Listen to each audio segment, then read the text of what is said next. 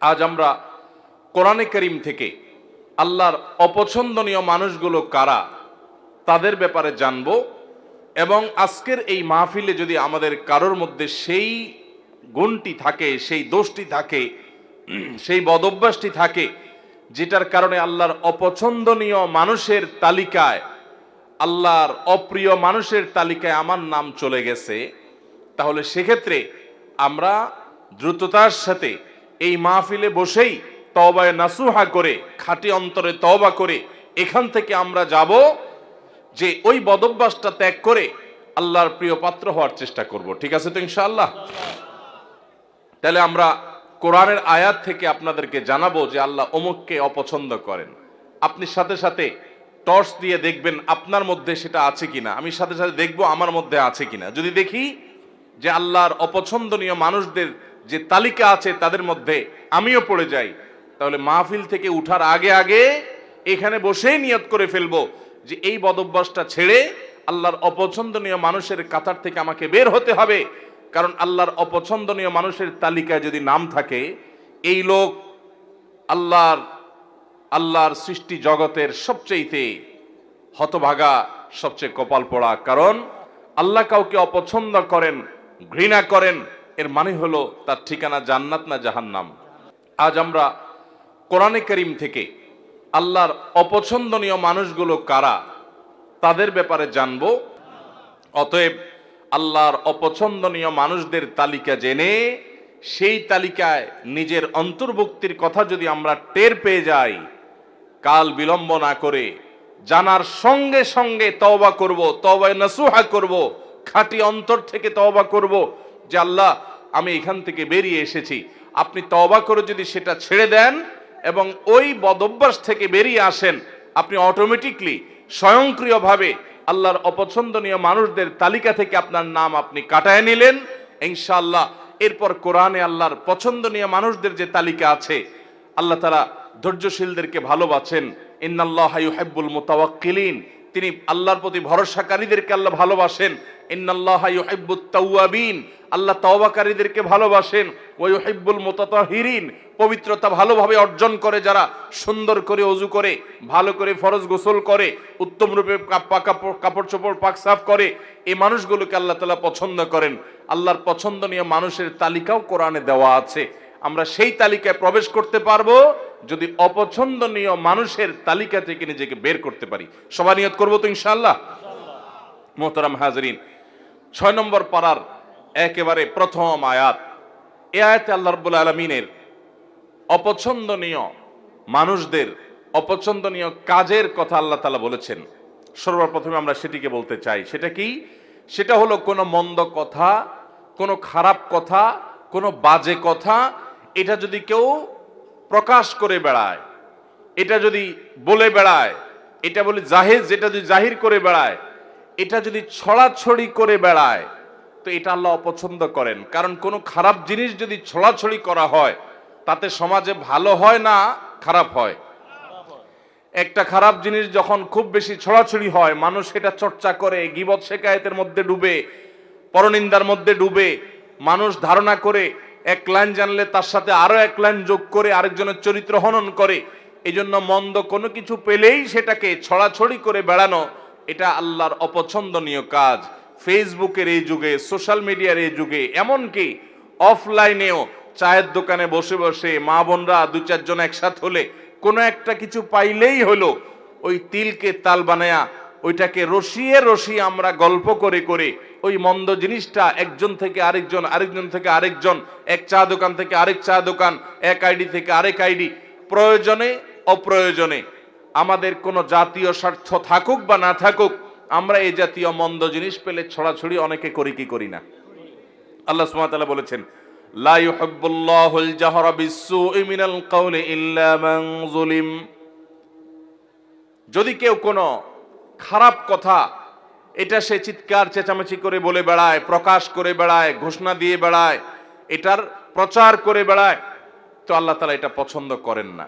তবে ইল্লা মান যুলিম, যদি কেউ জুলুমের শিকার হয়, নির্যাতিত হয়, মাজলুম হয়, ওই মাজলুম ব্যক্তি সে যদি মানুষের কাছে প্রকাশ করে বেড়ায় ওই লোকটি আমাকে জুলুম করেছে, আমি অমুক দ্বারা নির্যাতিত হয়েছি, নিষ্পেষিত হয়েছি, তো এরকম জুলুমের শিকার মানুষ যদি তার জুলুমের কথা বলেন এবং আত্মরক্ষার চেষ্টা করেন, জালিমকে চিহ্নিত করেন, তাহলে সেই মন্দ, সেটাও তো জুলুম করেছে একজন, মন্দ কথা মন্দ কাজ, ওইটার যদি ছড়াছড়ি হয়, ওইটা যিনি শিকার হয়েছেন তিনি যদি প্রচার করেন, অন্যদের কাছে বলেন, তাহলে সেটা আল্লাহর কাছে অপছন্দনীয় না। কারণ সে বেচারা তো নির্যাতিত, সে তো জুলুমের শিকার, সে জুলুম সহ্য কত করবে? যদি সে জালিমকে উপযুক্ত বিচারের মুখোমুখি করবার জন্য সোচ্চার হয়, তাহলে সেটা আল্লাহর কাছে অপছন্দনীয় না। আর এছাড়া যত মন্দ কথা আছে, খারাপ কথা আছে, কিছু একটা পেলেই হলো, বিশেষ করে মানুষের যখন ব্যক্তিগত কোনো দোষ ত্রুটি পাওয়া যায়, আমরা সেটাকে প্রচার করতে খুব মজা পাই, ঠিক না ঠিক? নবী করিম সাল্লাল্লাহু আলাইহি সাল্লাম বলেছেন, তোমার কোন মুসলিম ভাই এমন কোন একটা ভেজালে, বিপদে, ঝামেলাতে পড়েছে যে তার ভুলের কারণে হয়তো মান ইজ্জত যায় এমন একটা জায়গায় বেচারা পড়েছে, চিপায় পড়ে গেছে। এই সময় সে চায় সবাই তাকে যেন সহযোগিতা করে, সাহায্য করে, তার এই দোষটা নিয়ে যেন খুব বেশি বাড়াবাড়ি চর্চা করি যেন না হয়, সেটা চায়। ওই সময় যদি কোনো আল্লাহর বান্দা দাঁড়িয়ে ওই ব্যক্তির ইজ্জতকে বাঁচাবার চেষ্টা করে, যে ভুলে হয়ে গেছে, অথবা এরকম জটিল কিছু না, বেচারাকে একটু তার সম্মানটাকে রক্ষা করার চেষ্টা করে, তাহলে সেক্ষেত্রে যে এই উদ্যোগ নিল একজনের ইজ্জতকে বাঁচাবার জন্য, এই বেচারাও, এই লোকটাও তার জীবনে কখনো যদি এরকম বিপদে পড়ে, তাহলে আল্লাহ সুবহানাহু ওয়া তাআলা তার ইজ্জতকে এইভাবে রক্ষা করবেন। নবী করিম সাল্লাল্লাহু আলাইহি সাল্লাম বলেছেন, মান সাতারা মুসলিমা সাতারাল্লাহু লাহু ইয়াউমাল কিয়ামাহ, যে ব্যক্তি কোনো মুসলমানের দোষ গোপন করবে, কিয়ামতের ময়দানে মানব ইতিহাসের সকল সদস্য, আদম আলাইহিস সালাম থেকে নিয়ে কিয়ামত হওয়া পর্যন্ত আগত সকল মানুষ যখন উপস্থিত থাকবে, সবার সামনে ওই ব্যক্তির দোষটাকে আল্লাহ তাআলা ডেকে এনে গোপন করে দিবেন। আল্লাহ ডেকে কাছে এনে আল্লাহ রাব্বুল আলামিন বলবেন, চাদরে আবৃত, আপনি আল্লাহর কাছাকাছি এসেছেন। আল্লাহ সুবহানাহু ওয়া তাআলা বলবেন, বান্দা তুমি অমুক অমুক গুনাহ যে করেছো, আতাযকুরু যামবা কাযা ওয়া যামবা কাযা, তোমার অমুক অমুক পাপ, অমুক অমুক অনাচার, জুলুম, হারাম কাজ যে করেছো, তোমার কি মনে পড়ে? বান্দা বলবে, আল্লাহ অবশ্যই মনে পড়ে, সব তো প্রমাণ এভিডেন্স সহ আছে আল্লাহর কাছে। তখন আল্লাহ বলবেন, দুনিয়াতে সেটা আমি ঢেকে রেখেছিলাম, মানুষের সামনে প্রকাশ করে নাই, মানুষের সামনে তুমি ভালো ছিলা, কিন্তু তোমার তলে তলে এই দোষ ছিল, আমি ঢেকে রেখেছিলাম, প্রকাশ করি নাই, আজকেও ঢেকে রাখলাম, প্রকাশ করলাম না, তোমাকে মাফ করে দিলাম। আল্লাহর পক্ষ থেকে এই বিশাল বড় নেয়ামতটা ভাই, আপনার, আমার, ওনার আমাদের সবার প্রয়োজন ভাই। আমাদের দোষ ত্রুটি যদি সব আল্লাহ তাআলা প্রকাশ করে দেন, আমরা রাস্তায় চলতে পারবো না। কি বলেন? রাস্তায় চলার উপায় থাকবে? আপনার ছেলে মেয়ের সামনে, আপনার ভাই বোনের সামনে, আপনার মা বাবার সামনে, আপনার বন্ধু বান্ধবের সামনে আপনার সকল দোষ ত্রুটি, নারী ভুড়ি সব যদি আল্লাহ তাআলা প্রকাশ করে দেন, এক মুহূর্ত পৃথিবীতে টিকা সম্ভব হবে? তাহলে কিয়ামতের ময়দানে আল্লাহ যদি আমাদের দোষ গোপন না করে প্রতিটা দোষ যদি প্রকাশ করেন, এর চাইতে বড় শাস্তি, এর চাইতে বড় আযাব আর কি হতে পারে? সে আযাব থেকে বাঁচার জন্য অন্যতম উপায় এবং মাধ্যম হলো দুনিয়াতে মানুষের দোষ ত্রুটি পেলেই সেটা বলে বেড়ানোর এই মানসিকতা পরিহার করতে হবে। হ্যাঁ, কিছু দোষের প্রচার প্রয়োজন আছে, মানুষকে সাবধান করার জন্য, সতর্ক করার জন্য, সেটাও যতটুকু না করলে নয় ততটুকু। এর বাইরে মানুষের দোষ নিয়ে অহেতুক চর্চা করে বেড়ানো, বিশেষ করে আবারও বলছি, ফেসবুকের এই যুগে, টুইটার, সোশ্যাল মিডিয়ার এই যুগে, টিকটকের এই যুগে, কিছু একটা পেলেই হলো এক শ্রেণীর ভাইরা আছি আমরা ওইটা নিয়ে রাস্তায় ঝাঁপায়া পড়ি। আল্লাহ আমাদের সবাইকে হেদায়েত দান করুন। তাহলে এক শ্রেণীর মানুষের কথা জানলাম, যাদেরকে আল্লাহ তাআলা অপছন্দ করেন, আল্লাহ তাদের পছন্দ করেন না। আল্লাহ বলেছেন, ইন্নাল্লাহা লা ইউহিব, ইন্নাহু লা ইউহিব বা লা ইউহিব্বুল্লাহ, আল্লাহ তাআলা অপছন্দ করেন কাদেরকে? লা ইউহিব্বুল্লাহুল জাহরা বিসসুই মিনাল কাওলি ইল্লা মান যুলিম। কোন খারাপ কথা এটাকে যে চিৎকার করে বেড়ায়, প্রকাশ করে বেড়ায়, ঘোষণা দিয়ে বেড়ায়, এটাকে আল্লাহ অপছন্দ করেন। তাহলে কোনো খারাপ জিনিসের ছড়াছড়ি করা যাবে? করা যাবে না। আল্লাহ আমাদেরকে এই হারাম কাজ থেকে, এই নাজায়েজ কাজ থেকে, এই গুনাহের কাজ থেকে বেঁচে থাকার তৌফিক দান করুন। যেই গুনাহ যত ভয়াবহ, শয়তান ওইটা আমাদের কাছে তত মজাদার করে দেয়। তাহলে একটা জানলাম আমরা, খারাপ জিনিসের ছড়াছড়ি, খারাপ কথা, খারাপ বিষয়, খারাপ ঘটনা, এগুলার অপ্রয়োজনীয় বিশেষ কোনো স্বার্থ বা যৌক্তিক কারণ ছাড়া ওইটার ছড়াছড়ি আল্লাহ তাআলা পছন্দ করেন না। এক নাম্বার 2, সীমা লঙ্ঘনকারীকে আল্লাহ তাআলা পছন্দ করেন না। আল্লাহ বলেছেন ইন্নাল্লাহা লা ইউহিব্বুল মুতাদিন। আল্লাহ তাআলা সীমা লঙ্ঘনকারীকে পছন্দ করেন না। ভাইরা আমার, সীমা লঙ্ঘনকারী কারা? সীমা লঙ্ঘনকারী হলো ওই ব্যক্তিরা যাদের জন্য আল্লাহ তাআলা সীমানা ঠিক করে দিয়েছেন, সে সীমানা ক্রস করে চলে যায়। আপনি দেখা দিতে পারবেন অমুক অমুক অমুক অমুক নারীর সাথে, যাদের সাথে আপনার রক্তের সম্পর্ক আছে, নিজের স্ত্রী ছাড়া তাদের সাথে আপনি দেখা দিতে পারবেন। এছাড়া আপনার যাদের সাথে দেখা দেওয়া জায়েজ, মাহরাম, তাদের সাথে আপনি দেখা দিতে পারবেন। এটা আল্লাহর সীমানা। এর বাইরে বাকিদের সাথে দেখা দেওয়া যাবে? যাবে না। এটা হলো আল্লাহর সীমানা। এখন যদি সেই সীমানা ক্রস করে আপনি যেই কোনো নারীর ছবি পেলেন, ভিডিও পেলেন, ফুটেজ পেলেন, ফেসবুকে পেলেন, পেপারে পেলেন, ম্যাগাজিনে পেলেন, যেখানে পেলেন, রাস্তাঘাটে পেলেন, আপনি চান্সে তাকে দেখে নিলেন, মনে মনে হারাম স্বাদ আস্বাদন করলেন, জল্পনা কল্পনা করলেন, তাহলে আল্লাহ যে সীমানা দিয়েছেন সেই সীমানাটা আমরা ক্রস করলাম কি করলাম না? আল্লাহ যাদের সম্পর্কে, যাদের সাথে দেখা দেওয়াকে জায়েজ করেছেন, তাদের গণ্ডি ওভারটেক করে যাদের সাথে দেখা দেওয়ার অনুমতি আল্লাহ দেন নাই, আপনি সেখানেও গিয়ে দেখেছেন, তাহলে সীমানা ক্রস করছেন কি করেন নাই? এটা হলো সীমা লঙ্ঘন। সীমা লঙ্ঘনের আরো বহু দিক আছে। তাহলে আল্লাহ যেগুলোকে হারাম করেছেন সেগুলোতে লিপ্ত হলে সেটা হলো সীমা লঙ্ঘন। আমাদের সমাজে কিয়ামতের আগে আরো কত কিছু দেখা যাবে ভাইরা। যারা সীমা লঙ্ঘন করে তারা বরং উল্টা যারা সীমা লঙ্ঘন করে না তাদেরকে সীমা লঙ্ঘনের কথা অনেক সময় বলে। যেমন আপনি পাবলিক পরিবহনে যাচ্ছেন, একজন যুবক বা দুজন যুবক একসাথে যাচ্ছে, ঝাঁকানাকা গান ফুল ভলিউমে মোবাইলে বাজায় দিয়া নাচতে নাচতে যাচ্ছে।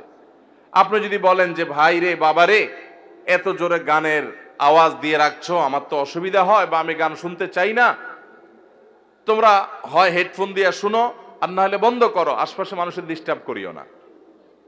আল্লাহ এটাকে হারাম করেছেন, তুমি মুসলমানের সন্তান না, তাহলে তুমি এটা শুনিও না।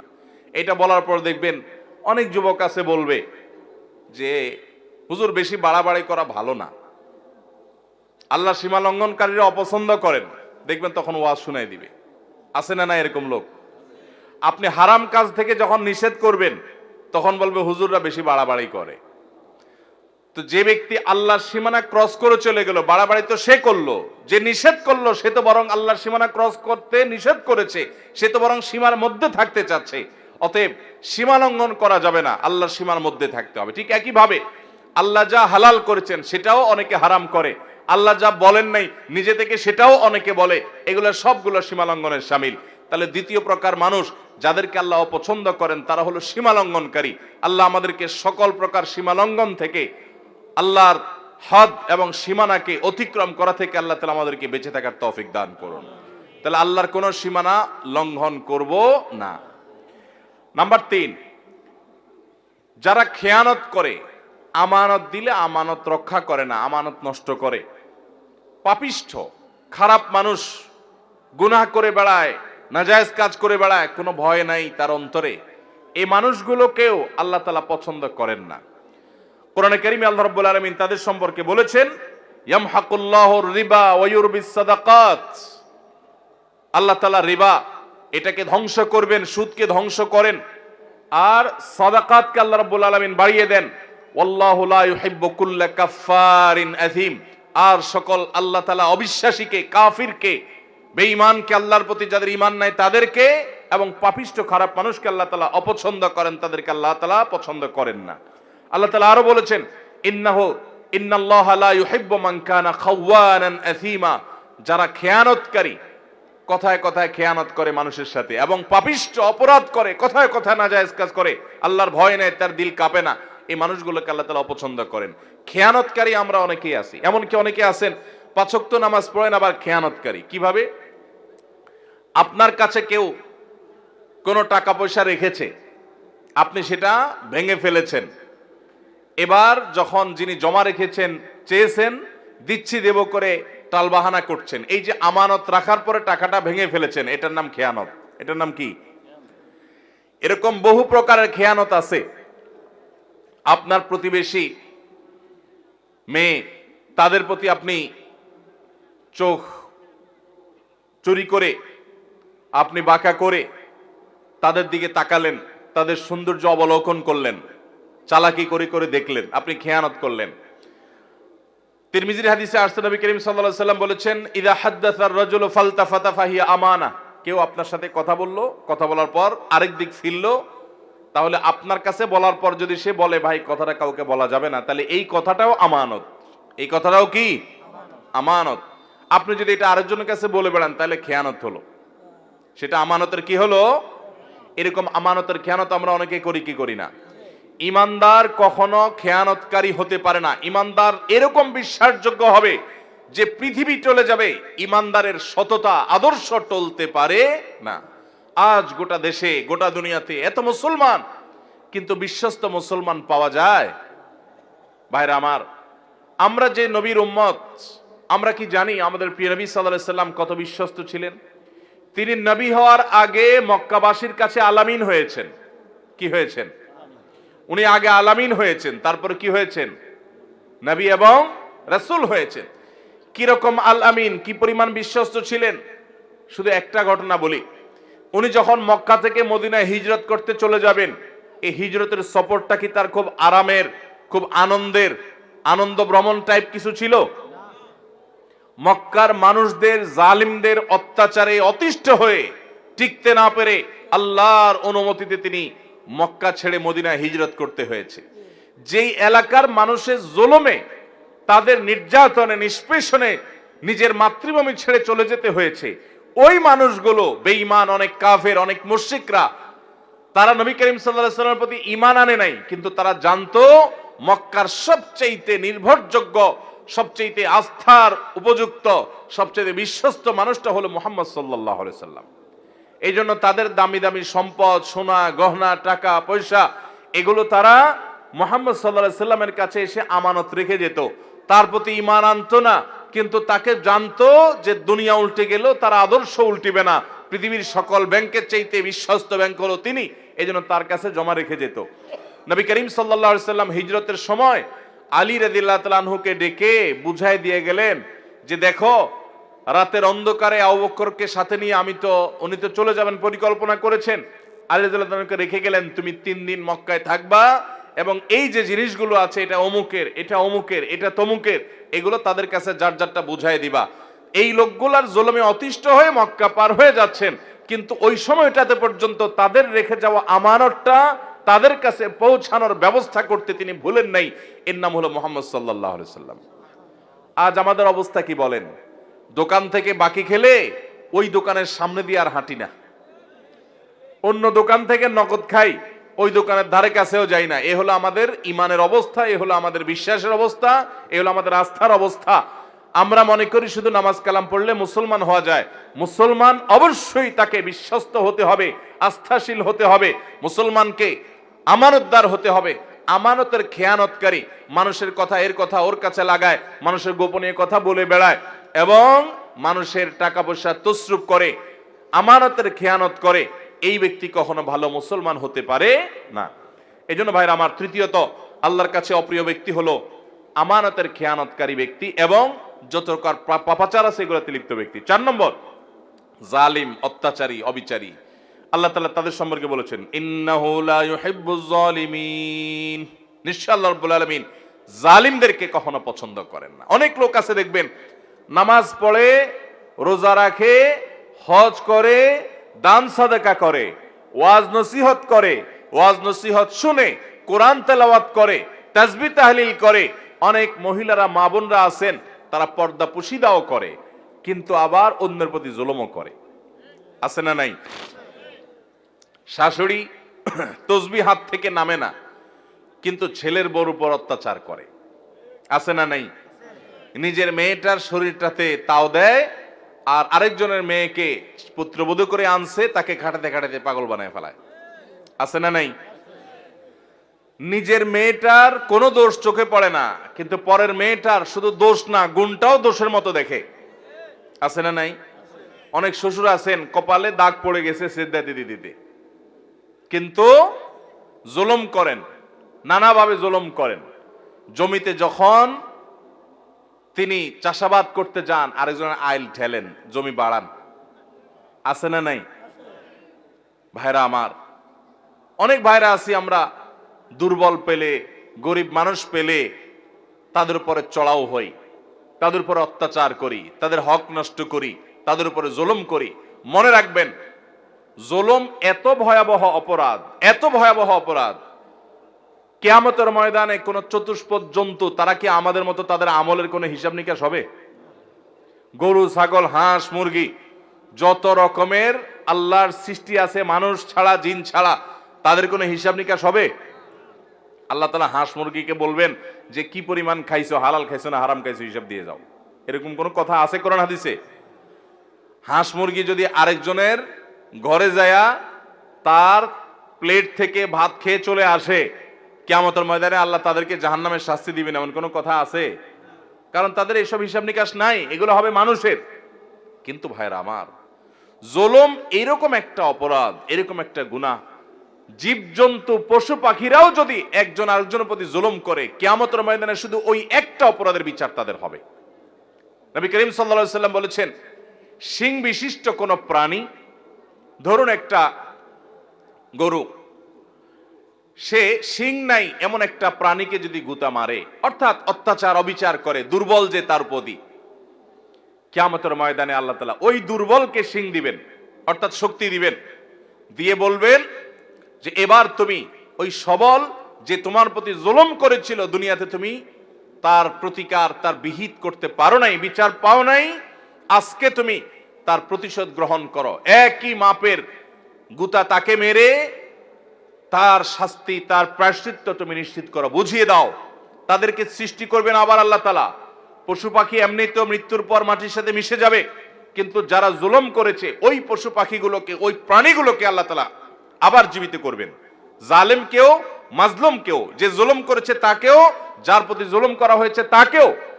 এরপরে ওই প্রাণীদের মধ্যে পর্যন্ত যে নির্যাতিত হয়েছে তাকে দিয়ে আল্লাহ তাআলা জালিম এবং নির্যাতনকারী, অবিচারকারী, অত্যাচারী ওই প্রাণীটিকে পর্যন্ত আল্লাহ তাআলা শাস্তি দিবেন। এরপরে বলবেন কোন তোরাবা, যাও তোমরা মাটি হয়ে যাও। এবার মাটির সাথে তারা মিশে যাবে, তাদের না জান্নাত আছে না জাহান্নাম আছে। ভাইরা আমার, জুলুম এত ভয়াবহ অপরাধ, এত ডেঞ্জারাস বিষয় যে আল্লাহ সুবহানাহু ওয়া তাআলা পশু পাখিদের কোনো হালাল হারামের বাজ বিচার করবেন না, তাদের অন্য কোন বিষয়ের কোনো হিসাব নিকাশ নেবেন না। কিন্তু তারাও যদি জুলুম করে আল্লাহ রাব্বুল আলামিন এইভাবে পাকড়াও করবেন। তাহলে মানুষ হয়ে যদি আপনি কারোর প্রতি জুলুম করেন, কারোর প্রতি অবিচার করেন, কারোর প্রতি অত্যাচার করেন, আপনি নিশ্চিত থাকেন, আপনি যত ইবাদত বন্দেগী করেন, আপনি যত তাসবিহ তাহলিল করেন, আপনি যত ওয়াজ মাহফিল শুনেন, আপনি যত লম্বা লম্বা কথা বলেন, আপনি যত নেক আমল করেন না কেন, জালিম এবং অত্যাচারীর অত্যাচার অবিচারের বিচার হওয়া ছাড়া আল্লাহ তাআলা একটি কদম কিয়ামতের ময়দানের সামনে যেতে দিবেন না। ভাইরা আমার, নবী করিম সাল্লাল্লাহু আলাইহি সাল্লাম বলেছেন, সেদিন আসার আগে নিজেদের মধ্যকার দেনাপানা, কাউকে জুলুম করেছো, কাউকে গালি দিয়েছো, কারোর প্রতি অবিচার করেছো, এগুলোর বিচার, এগুলোর বিহিত, এগুলোর ক্ষমা চাওয়া, এগুলো সব ঝামেলা চুকায় নাও সেদিন আসার আগে, যেদিন কেউ কারোর কোনো উপকারে আসবে না, কেউ কাউকে ছাড় দিবে না। ভাইরা আমার, নবী করিম সাল্লাল্লাহু আলাইহি সাল্লাম সাহাবীদেরকে জিজ্ঞাসা করেছেন, আতাদরুনা মানিল মুফলিস, তোমরা কি জানো সবচেয়ে বড় ভিখারি কে? সাহাবীরা বললেন, আল মুফলিসু ফিনা মাল্লা দিনার লাহু ওয়ালা দিরহামা। হে আল্লাহর রাসূল, যার কোনো টাকাও নাই, পয়সাও নাই, আমরা জানি সেই সবচেয়ে ভিখারি, সেই সবচেয়ে হতভাগা। নবীজি সাল্লাল্লাহু আলাইহি সাল্লাম বলেছেন, সেই সবচেয়ে বড় হতভাগা না রে, আসল হতভাগা, এর চাইতে বড় হতভাগা হলো যে দুনিয়াতে অনেক নামাজ কালাম পড়েছে, অনেক কোরআন খতম করেছে, অনেক রোজা রেখেছে, অনেক দান সাদাকা করেছে, অনেক ওয়াজ মাহফিলে হাজির হয়েছে, অনেক ওয়াজ মাহফিল শুনেছে, অনেক ওয়াজ মাহফিলের ভলান্টিয়ারি করেছে, অনেক ওয়াজ মাহফিলে টাকা পয়সা দিয়েছে, অনেক অনেক ভালো কাজ করেছে, বাবা মার কথা শুনেছে, অনেক ভালো কাজ করেছে, কিন্তু সে কাউকে জুলুম করেছে, কেউ কাউকে গালি দিয়েছে, সে কাউকে ধাক্কা দিয়েছে, কারো হক মেরেছে, কারো টাকা মেরেছে, জুলুম করেছে। কিয়ামতের ময়দানে সকল পাওনাদার হাজির হবে, একজন একজন করে সবার পাওনার বিচার আল্লাহ করবেন। এবং ওই দিন তার তো আর টাকা পয়সা দেওয়ার মতো থাকবে না। ওই পশু পাখিদের মতো আল্লাহ তাআলা বলবে না তুমিও একটা ধাক্কা দিয়ে দাও। আল্লাহ তাআলা তার নেকামল যেগুলো কষ্ট করে সে আনছে ওইগুলো পাওনাদারকে দিয়ে বুঝে বিদায় করবেন। এভাবে দিতে দিতে তার নেকামল শেষ হবে, পাওনাদার শেষ হবে না। এবার পাওনাদারদের পাপের বোঝা তার মাথায় দিয়ে তারপর তাকে জাহান্নামে নিক্ষেপ করবেন। অনেক আমল করে, অনেক আমলের পাহাড় নিয়ে হাজির হওয়ার পরও এরকম খালি হাতে জাহান্নামে অন্যদের আযাব, অন্যদের গুনাহের বোঝা নিয়ে মাথায় জাহান্নামে যারা যাবে, নবী সাল্লাল্লাহু আলাইহি সাল্লাম বলেছেন এরা হলো সৃষ্টি জগতের সবচেয়ে হতভাগা, সবচেয়ে কপাল পোড়া, সবচেয়ে ভিখারি, সবচেয়ে অভাবী। এই রিক্ত এরকম অসহায় মানুষগুলো তারাই হবে যারা দুনিয়াতে জুলুম করে, জুলুমের বিহিত করা ছাড়া দুনিয়া থেকে গেছে। আল্লাহ তাআলা আমাদেরকে জুলুম থেকে বেঁচে থাকার তৌফিক দান করুন। আল্লাহ তাআলা হাদিসে কুদসিতে বলেছেন ইন্নী হারামতু যুলমা আলা নাফসি। ও বান্দারা, আল্লাহ বলছেন যে আমি নিজের প্রতি নিজে জুলুমকে হারাম করে দিয়েছি। ওয়ামা রাব্বুকা বিযাল্লামিল লিল আবিদ। তোমাদের রব তার কোন বান্দার প্রতি কোন প্রকার জুলুম করবেন না, কোন প্রকার জুলুম করবেন না। আল্লাহ বলেছেন আমি নিজের প্রতি নিজে জুলুমকে হারাম করে দিয়েছি, অতএব তোমরাও একে অন্যের প্রতি খবরদার জুলুম করবে না।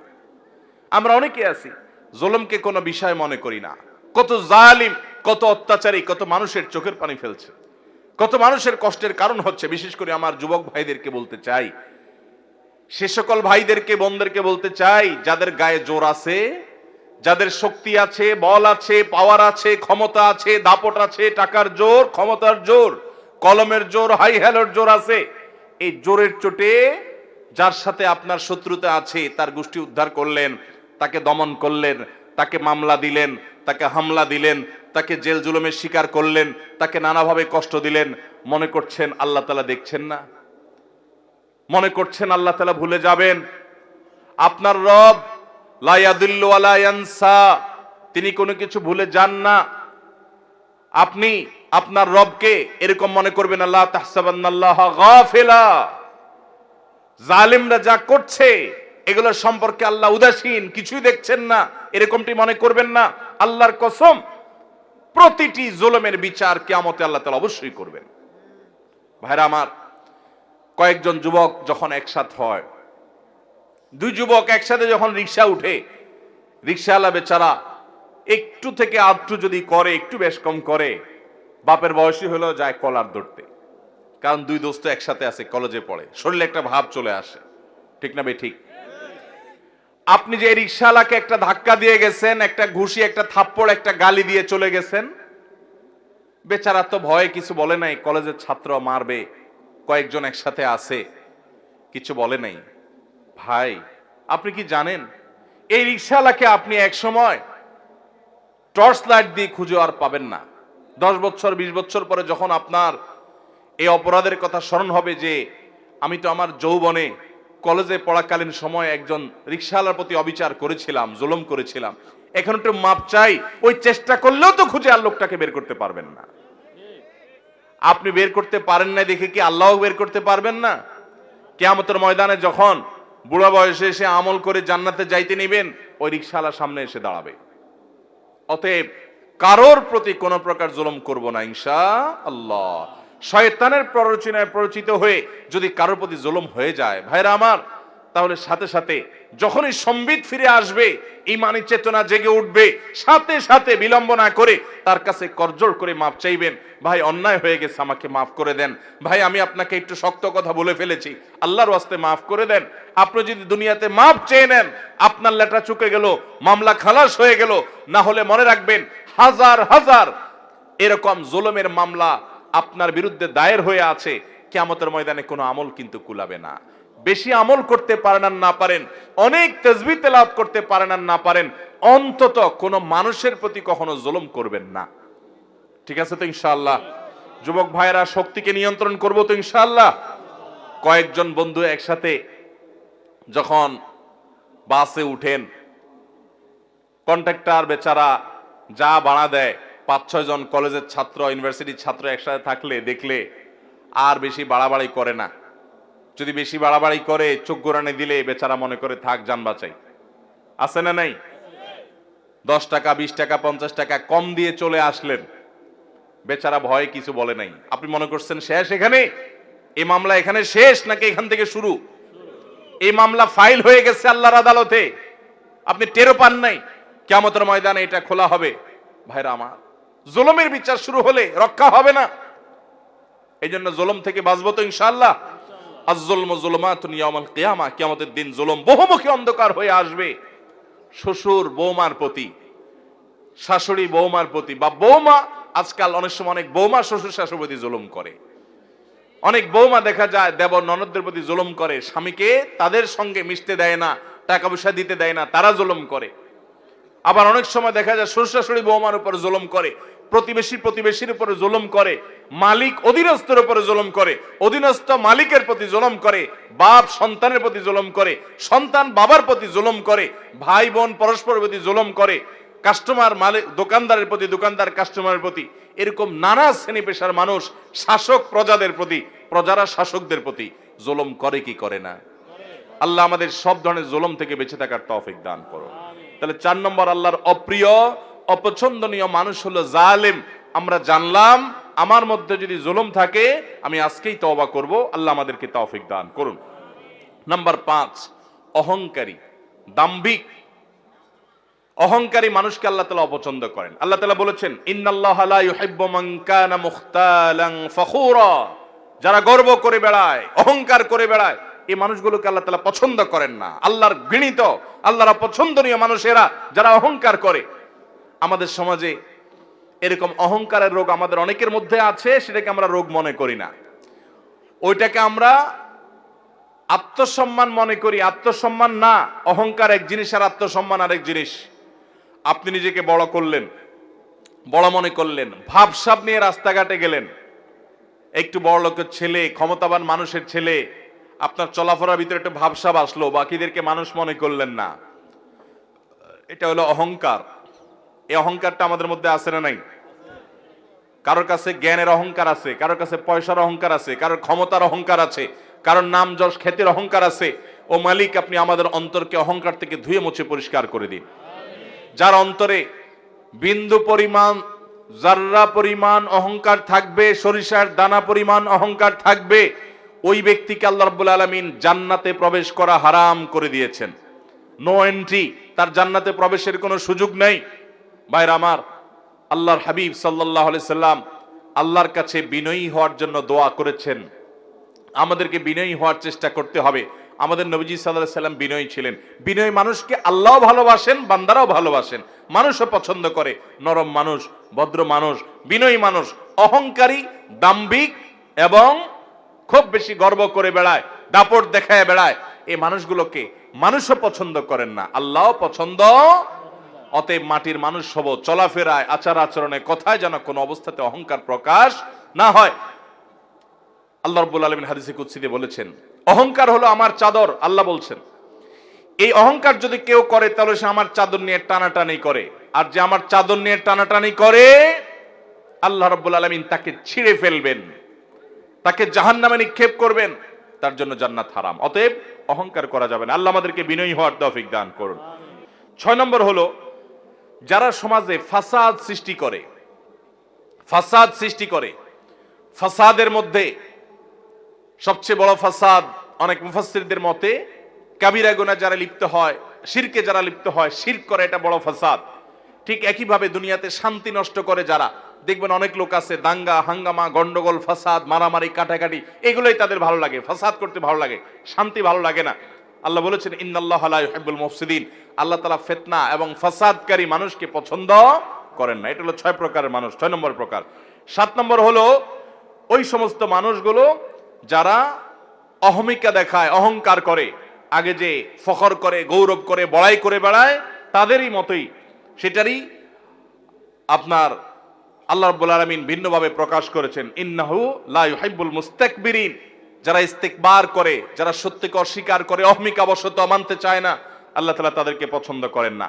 8 নম্বর হলো যারা দুনিয়া পেয়ে এত খুশি হয়ে যায় যে মনে হচ্ছে সে জান্নাত হাতের কাছে পেয়ে গেছে। মানে দুনিয়াদার যখন খুব মারাত্মক পর্যায়ের হয় তখন দুনিয়া পেলেই সে শুধু খুশি হয়, বাস তার কাছে আখিরাতের কোনো দাম নাই। মনে রাখবেন, দুনিয়ার কোনো নেয়ামত পেলে খুশি হওয়াটা দোষের না, কিন্তু আনন্দে আত্মহারা হয়ে গেলেন, এটার মানে হলো আপনার অন্তরে দুনিয়া ভরে গেছে। কথা কি বুঝাতে পারছি? অনেক লোক আছে দেখবেন যে দুনিয়ার কোনো অর্জন হলে খুশিতে একদম বাগবা, সে লাফালাফি, মনে হচ্ছে জান্নাত পেয়ে গেছে। আবার দুনিয়ার যদি কোনো ক্ষতি হয়ে যায়, সে এমন ভাবে ভেঙে পড়ে, মনে হচ্ছে তার সব শেষ হয়ে গেছে। এটা কোনো মুসলমানের চরিত্র না। ইমানদারের চরিত্র হলো দুনিয়া অর্জন হচ্ছে, আলহামদুলিল্লাহ, আল্লাহ শুকর আদায় করলাম, এত আহামরি খুশির কিছু নাই, কারণ আমি তো এখনো জান্নাত পেয়ে যাই নাই। ঠিক না ভাই? ঠিক। আমি যে খুশি হয়েছি, এই খুশি হওয়াটা আমার 16 কলায় পরিপূর্ণ হতো, এই খুশি হওয়াটা আমার পূর্ণতা পেত যদি আল্লাহ আমাকে জান্নাতের ঘোষণা দিতেন। কোরআনে আল্লাহ বলেছেন, ফামান যুহজিহা আনিন নারি ওয়া উদখিলাল জান্নাতা ফাকাদ ফাজ, যাদেরকে জাহান্নাম থেকে আস্তে আস্তে দূরে সরানো হবে, আর কিয়ামতের দিন জাহান্নাম থেকে তাকে মুক্ত ঘোষণা করা হবে, জান্নাতে যখন প্রবেশ করানো হবে, এই ব্যক্তি আসল সাকসেস, আসল সফল হয়ে গেল। তার এই সফলতা আর কখনো ব্যর্থতায় পর্যবসিত হবে না। এই হলো আসল সাকসেস এবং সফল মানুষ। ভাইরা আমার, সেই সফল, সেই সার্থক মানুষ আমাদেরকে হতে হবে এবং তার জন্য চেষ্টা করতে হবে। এই জন্য ইমানদারের সুখী হওয়ার একটা গুরুত্বপূর্ণ টনিক হলো এটা, যে ইমানদার কোনো অর্জনে খুব বেশি আত্মহারা হতে যাবে না, আনন্দ করবে, আনন্দ আত্মহারা হবে না।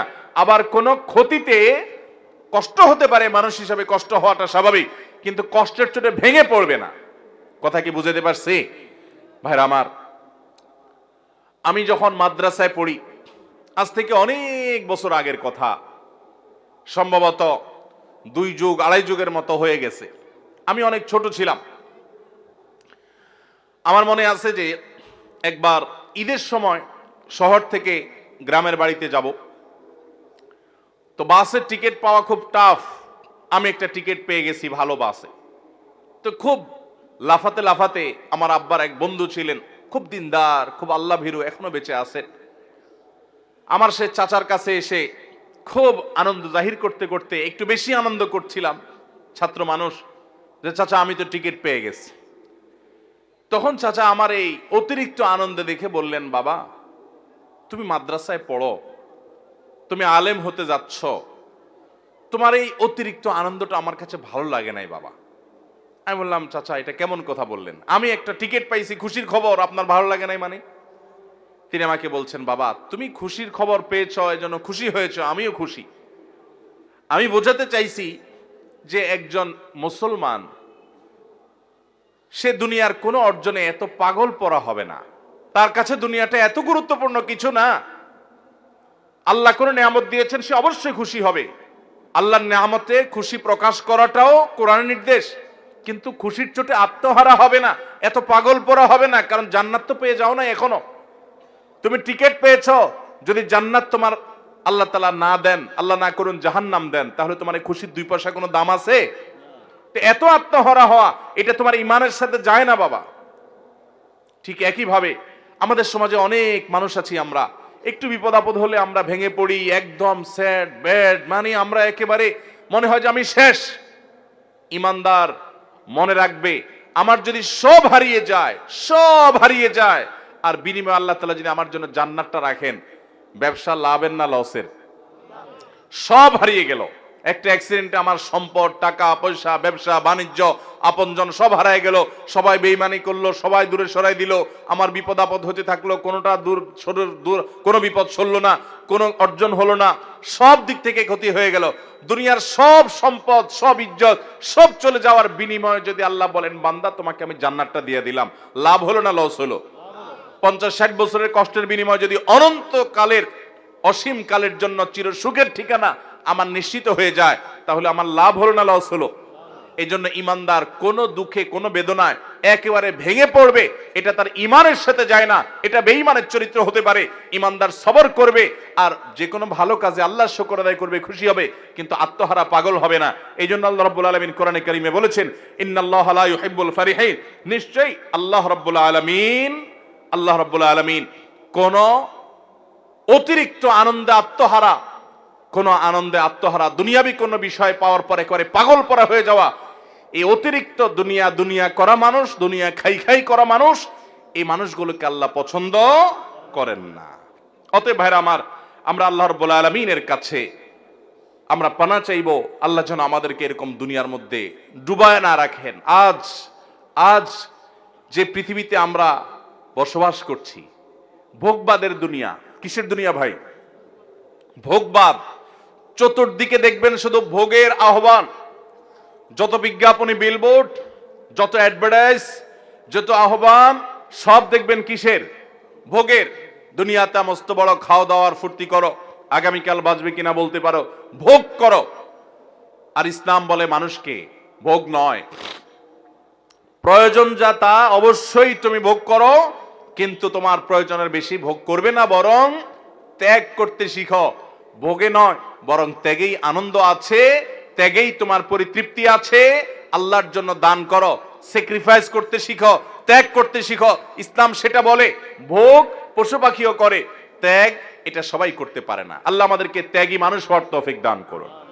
ভাইরা আমার, তাহলে আমরা 8 নম্বরের যাদেরকে আল্লাহ তাআলা অপছন্দ করেন তাদের কথা জানলাম।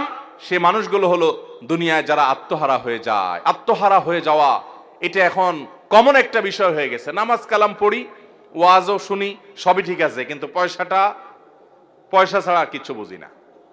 পয়সা ছাড়া, দুনিয়া ছাড়া আর কিছু বুঝি না। দুনিয়া আমাদের লাগবে দুনিয়া চলতে হলে। নৌকার মতো, নৌকা যখন পানি দিয়ে চলে, নৌকা তো পানি দিয়েই চলে নাকি? পানি দিয়ে নৌকা চলে, পানি ছাড়া নৌকা চলবে? দুনিয়া ছাড়া আমরাও এরকম দুনিয়াতে চলতে পারবো?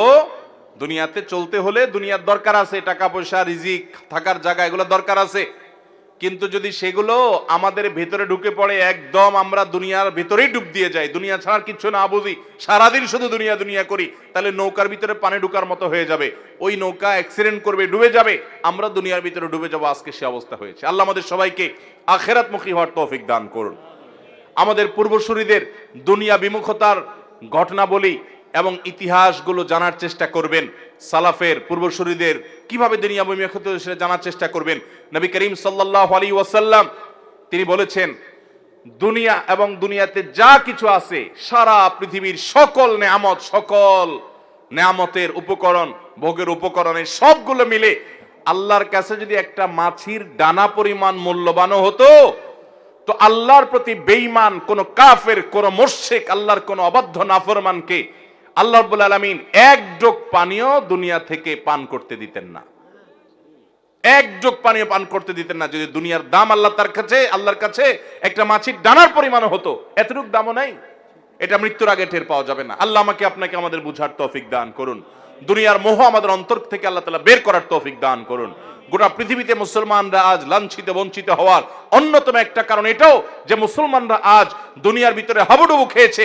নবী করিম সাল্লাল্লাহু আলাইহি সাল্লাম তার এক হাদিসে বলেছেন যে একটা সময় আসবে যে খাবার সামনে নিয়ে যেরকম কাফিররা, খাবার সামনে নিয়ে যেরকম খাদকরা টানাটানি করে ভাগযোগ করে খেয়ে ফেলে, তোমরা মুসলমানরা দুনিয়াতে তোমাদেরকে অমুসলমানরা, কাফেররা ভাগযোগ করে খাবে, লুটপাট করে জুলুম করবে।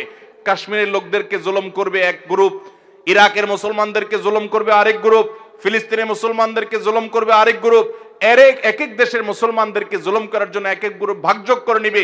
খাদকরা খাবার যেরকম টেনে ছিঁড়ে একজন আরেকজনে এক একটা নিয়ে আরেকজনকে আরেকটা দিয়ে তারা এরকম খায়, ঝাঁপায় পড়ে, তোমাদের উপর এরকম ঝাঁপায় পড়বে।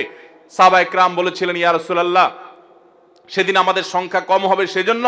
নবীজি বলেছেন, না, লা বাল আনতুম ইয়াউমা ইদিন কাসীর, তোমরা সেদিন অনেক থাকবে। ওয়ালাকিন্নাকুম গুসাউন কাগুসাইস সাইল, কিন্তু পানির উপরে, বানের পানিতে যেরকম খড়কুটা ভাসে, তোমাদের দাম সেরকম হবে। অমুসলিমদের অন্তর থেকে তোমাদের ভয় তুলে দেওয়া হবে। সেটা কি কারণে হবে? নবী করিম সাল্লাল্লাহু আলাইহি সাল্লাম বলেছেন, হুব্বুদ দুনিয়া ওয়া কারাহিয়াতুল মউত, তোমরা মরণকে ভয় করবে। মুসলমান মরণকে এত ভয় করবে না, মৃত্যু হলে তো আমার আল্লাহর সাথে সাক্ষাতের সৌভাগ্য হবে। এবং দুনিয়ার মোহ তোমাদের ভিতরে এমন ভাবে ঢুকে পড়বে যে তোমাদের অবস্থা এরকম হবে। মুসলমান যেদিন দুনিয়ার মোহকে ছুঁড়ে ফেলতে পারবে, সেদিন মুসলমান আবারও দুনিয়াকে জয় করবে। সাহাবায়ে কেরাম তাদের সামনে বিভিন্ন সম্রাটদের স্বর্ণখচিত রাজমুকুট মসজিদে নববীর সামনে এনে ফেলে রাখা হতো। সাহাবায়ে কেরাম দেখে শ্লেষের সাথে, ঠাট্টার সাথে তাকাতেন, উষ্ঠা মারতেন, ওইটাকে দাম দিতেন না। কারণ তারা জানতেন দিন শেষে এটা দুনিয়া, এর একটা শেষ আছে। মুসলমানের দৃষ্টিতে অনেক গভীরে, অনেক দূরে, সে তো জান্নাত পর্যন্ত দেখে, দুনিয়ার এই সামান্য নজর না। আল্লাহ আমাদের সবাইকে সেরকম মানুষ হওয়ার তৌফিক দান করুন। সেজন্য সাহাবীরা গোটা দুনিয়া শাসন করেছেন, গোটা দুনিয়া তাদের পদতলে এসেছে। আজ দুনিয়া খাই খাই করে দেখে আল্লাহ মুখিতার বিপরীতে, আখিরাত মুখিতার বিপরীতে দুনিয়া মুখিতা আজ আমাদেরকে গ্রাস করে ফেলেছে। এজন্য কাফের মুশরিকরা গোটা পৃথিবীকে ভোগবাদী করে তোলার অপচেষ্টা লিপ্ত। তারা জানে মুসলমানদেরকে ভোগবাদী করতে পারলে মুসলমানদেরকে পদানত করা যাবে, হয়েছেও তাই। এজন্য দুনিয়া, অন্তর থেকে দুনিয়ার মোহকে আমাদেরকে বের করতে হবে। আল্লাহ তাআলা সেজন্য বলেছেন ইন্নাল্লাহা লা ইউহিব্বুল ফারিহিন, অতিরিক্ত দুনিয়া নিয়ে খুশি হওয়া, অতিরিক্ত দুনিয়ার মোহে নিজে হাবুডুবু খেয়ে দুনিয়ার জন্য পাগল পড়া হওয়া মানুষ, এগুলোকে আল্লাহ তাআলা পছন্দ করেন না। 9 নম্বর যে মানুষগুলোকে আল্লাহ পছন্দ করেন না তারা হলো অপচয়কারী। আল্লাহ বলেছেন ইন্নাহু লা ইউহিব্বুল মুসরিফিন। অপচয় আমাদের মধ্যে আছে না নাই? অপচয় এখন অনেকেই আমরা করি। আমরা মনে করি যে পয়সা করে কিছু হলেই বোধহয় একটু অপচয় না করলে আমার ধনী এবং বড়লোকগিরি জাহির হয় না। অথচ ইমানদার কখনো অপচয় করতে, আল্লাহ তাআলা কোরআনে কারিমে আমাদেরকে বলেছেন যে আল্লাহর নেককার বান্দাদের বৈশিষ্ট্য, ইবাদুর রহমানের বৈশিষ্ট্য হলো ওয়াল্লাযীনা ইযা আনফাকু লাম ইউসরিফু ওয়া লাম ইয়াকতুরু ওয়া কানা বাইনা যালিকা কাওয়ামা। আল্লাহর রহমানের বান্দা হলেন তারা যারা যখন খরচ করে না অপচয় করে, অপব্যয় করে না, তারা কৃপণতা করে। নবী করিম সাল্লাল্লাহু আলাইহি ওয়াসাল্লাম কৃপণতা থেকে পানাহ চেয়েছেন, আল্লাহুম্মা ইন্নী আউযু বিকা মিনাল বুখলি ওয়াল জুবন। আল্লাহ, আপনার কাছ থেকে আমি পানাহ চাই বখল থেকে, কৃপণতা থেকে। আল্লাহ রাব্বুল আলামিন আমাদেরকে মধ্যমপন্থী হওয়ার তৌফিক দান করুন। ব্যয়ের ক্ষেত্রে মধ্যম পন্থা অবলম্বন করতে হবে, অপচয় করা যাবে না, অপব্যয় করা যাবে না। 10 নম্বর যে মানুষগুলোকে আল্লাহ রাব্বুল আলামিন অপছন্দ করেন সেটি এসেছে নবী করিম সাল্লাল্লাহু আলাইহি ওয়াসাল্লামের হাদিসে। তিনি বলেছেন ইন্নাল্লাহা লা ইউহিব্বুল ফাহিশা ওয়াল মুতাফাহহিশ। যারা অশ্লীল কথা বলে, অশ্লীল কাজ করে, অশ্লীলতা ছড়াছড়ি করে, বেহায়াপনা করে, এই মানুষগুলোকে আল্লাহ তাআলা পছন্দ করেন না। ঠিক একই ভাবে মুতাফাহহিশ সম্পর্কে মুহাদ্দিসরা অনেকে বলেছেন, এর মানে হলো যারা অশ্লীলতা এটা প্রকাশ্যে করে, সবার সামনে খুল্লম খোলাভাবে অশ্লীলতা করে, কোনো রাগঢাক করা ছাড়া অশ্লীলতা করে, এটাকে পেশা বানিয়ে নিয়েছে, এটাকে নেশা বানিয়ে নিয়েছে, এই মানুষগুলোকে আল্লাহ তাআলা পছন্দ করেন, আল্লাহ তাআলা অপছন্দ করেন।